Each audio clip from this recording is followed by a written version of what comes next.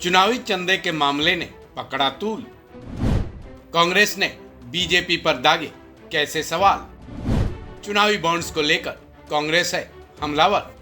चुनावी बॉन्ड्स के डिटेल भारतीय चुनाव आयोग की वेबसाइट पर अपलोड हो जाने के बाद राजनीतिक भूचाल आ गया है। कांग्रेस लगातार इस मुद्दे पर अब बीजेपी को घेरती नजर आ रही है। चुनावी डेटा सामने आने के बाद राहुल गांधी ने बाकायदा प्रेस कॉन्फ्रेंस की और बीजेपी पर बड़े बड़े आरोप लगाए थे, लेकिन ऐसा लगता है कांग्रेस इस मुद्दे पर बीजेपी को पूरी तरह से घेरे रखना चाहती है। तभी तो पिछले 3 दिनों से कांग्रेस के हर स्तर के नेता चुनावी चंदे के इसे खेल बताकर बीजेपी पर लगातार हमलावर हैं। साथ ही कांग्रेस ने टीएमसी को मिले रकम को भी उजागर किया। इसके साथ ही कांग्रेस ने बीजेपी पर करारा वार करते हुए कई सवाल दागे। कांग्रेस के महासचिव जयराम रमेश ने बीजेपी पर राहुल गांधी की तरफ से लगाए गए आरोपों का जिक्र करते हुए बीजेपी को एक बार फिर घेरा है। जयराम रमेश ने अपने इस बयान में सारा फोकस चुनावी बॉन्ड्स के यूनिक नंबर पर रखा है। परसों हमारी मैनिफेस्टो कमेटी की वर्किंग कमेटी की बैठक होगी। उसके बाद हमारी जो घोषणा पत्र है, संकल्प पत्र है, वो हम प्रकाशित करेंगे, रिलीज करेंगे और ये सारे गारंटियां हमारे घोषणा पत्र से ही आते हैं।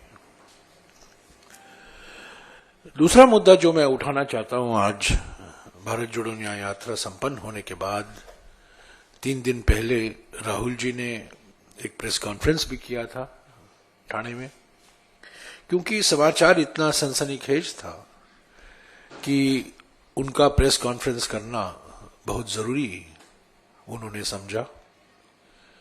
इलेक्टोरल बॉन्ड को लेकर जो जानकारी निकली है और पिछले 3 दिन से निकल रहे हैं अलग अलग अखबारों में, अलग अलग डिजिटल साइट में। हालांकि मेन स्ट्रीम मीडिया ने तो इसका तो पूरा नजरअंदाज किया है, पर कुछ साहसी वेबसाइट हैं, कुछ साहसी अखबार हैं जहां इस जानकारी का विश्लेषण किया जा रहा है।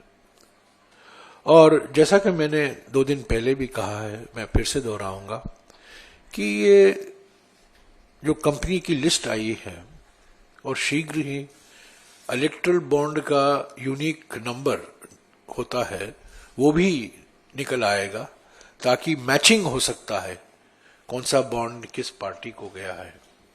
पर मोटे तौर से अभी पता चल गया है कि करीब 6,000 करोड़ रुपया बीजेपी को ही गया है। करीब 6,000 करोड़ रुपया, 6,000 से भी ज्यादा बीजेपी को गया है।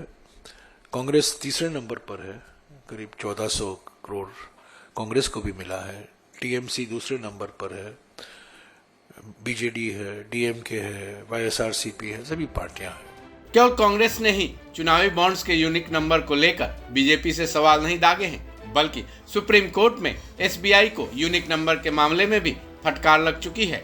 सुप्रीम कोर्ट ने एसबीआई से साफ सवाल किया था कि उन्हें यूनिक नंबर के डिटेल क्यों छुपाए। इसका जवाब अभी एसबीआई को सुप्रीम कोर्ट में तो देना ही है, लेकिन सवाल यह है कि जिस चुनावी बॉन्ड्स पर कांग्रेस ने अपनी पार्टी को मिली रकम को स्वीकार कर ली है, क्या बीजेपी की तरफ से कांग्रेस के इन सवालों का जवाब सामने आएगा? इस खबर में बस इतना ही। बाकी अपडेट्स के लिए जुड़े रहें वन इंडिया हिंदी के साथ।